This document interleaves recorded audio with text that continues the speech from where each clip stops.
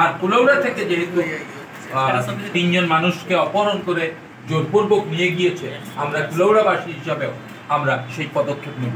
আমরা সরকারকে বলেছি, সংশ্লিষ্ট সকলকে বলেছি, ভারত সরকার সহ সংশ্লিষ্ট সকলকে বলেছি, আগামী 24 তারিখ বৃহস্পতিবারের মধ্যে আমরা আমাদের 3 জন নাগরিককে বাংলাদেশে ফেরত চাই।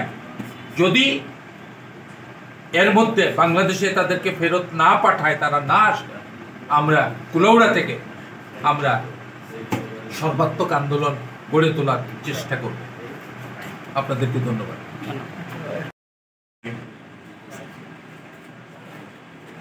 আপনারা ইতিমধ্যে আমাদের নেতৃবৃন্দের কাছ থেকে শুনেছেন ভারতীয় আগ্রাসনে করুণ থাবা কিভাবে আমাদের কুলাউড়ার উপর পড়েছে।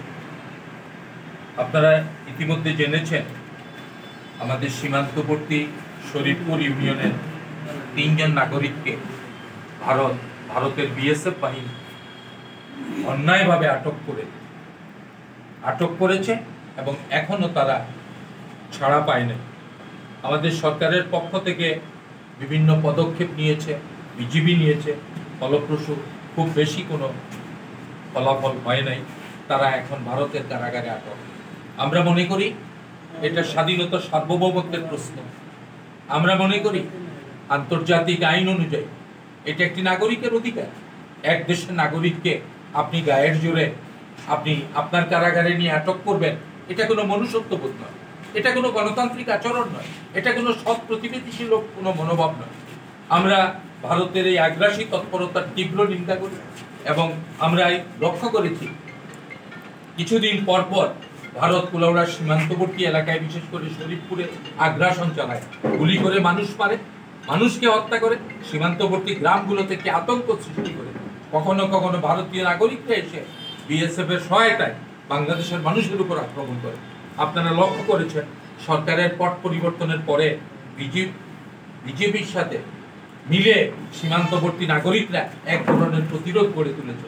নাগরিকদের শক্তি বড় শক্তি, নিরস্ত্র মানুষের শক্তি অনেক বড় শক্তি।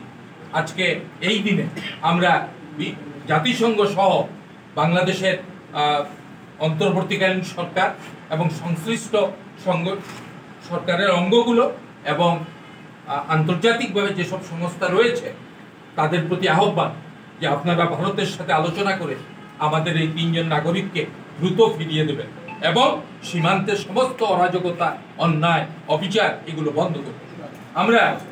আমরা গভীর উদ্বেগের সাথে মনে করি যে 3 জনকে নেয় গোটা বাংলাদেশের 18 কোটি মানুষকে ভারত বন্দী করেছে।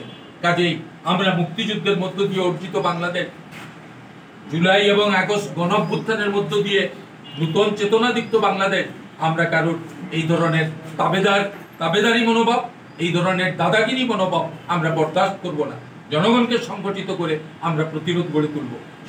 সে কারণে যারা অপহৃত হয়েছে তাদের পরিবারের প্রতি আমাদের আন্তরিক সমবেদনা, সীমান্তবর্তী লোকদের প্রতি আহ্বান, ভয়ভীতির কোনো কিছু নাই। আন্তর্জাতিকভাবে প্রত্যেক মানুষের অধিকার রয়েছে, কোনো দেশ অন্য দেশের মানুষের অধিকারের উপর হস্তক্ষেপ করতে পারে না। আমরা সীমান্তবর্তী মানুষের সাথে কুলাউড়া উপজেলা বিএনপি, পৌর বিএনপি, অঙ্গ সংগঠন সমূহ আমরা আছি। আমরা আগামী 24 তারিখের মধ্যে, 24 তারিখ বৃহস্পতিবারের মধ্যে আমরা আমাদের 3 নাগরিককে বাংলাদেশে ফেরত চাই। ভারত সরকার আপনি তাদেরকে ফেরত দেবেন, বাংলাদেশ সরকার আপনি পদক্ষেপ নেবেন, বিজিবি আপনি আপনার আইনের আওতার মধ্যে আপনি তাদের সাথে যোগাযোগ করবেন। যদি বৃহস্পতিবারের মধ্যে আমাদের নাগরিকদেরকে সসম্মানে ফেরত না দেয়, ভারত দুঃখ প্রকাশ না করে, আমরা কুলাউড়া থেকে ভারতের আগ্রাসনের বিরুদ্ধে আমরা দুর্বার আন্দোলন গড়ে তুলব। আপনারা কষ্ট করে আমাদের আহ্বানের সাড়া দিয়ে এসেছেন, আপনাদের সকলকে আন্তরিক অভিনন্দন, ধন্যবাদ। আসসালাম।